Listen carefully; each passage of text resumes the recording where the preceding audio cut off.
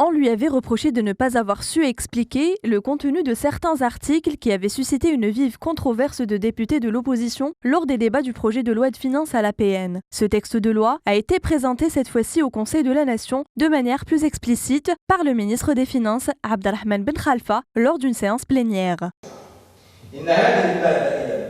Les entreprises stratégiques comme Sonatrach, Sonelgaz, Algérie Télécom sont exclues de l'ouverture envisagée du capital social des entreprises publiques. La mesure prévue par l'article 66 ne vise justement pas une large ouverture du capital des entreprises publiques, mais plutôt la pérennité de certaines entreprises en les dotant de ressources financières dont elles ont besoin tout en conservant 34% du capital sous la propriété de l'État. Abdelrahman Ben Khalfa tient-il le même discours qu'à l'Assemblée populaire nationale ou y a-t-il des contradictions dans sa lecture d'aujourd'hui? Moi, je crois qu'il n'y a pas de paradoxe. Je crois qu'il faut que les gens ont fini par bien lire le contenu de cette loi et ils se sont rendus compte, en fin de compte, que beaucoup de choses ont été tirées au clair. La loi des finances, il faut savoir lire d'abord.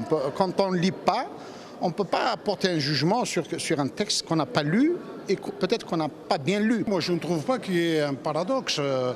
Ce qu'a dit le ministre des Finances l'engage.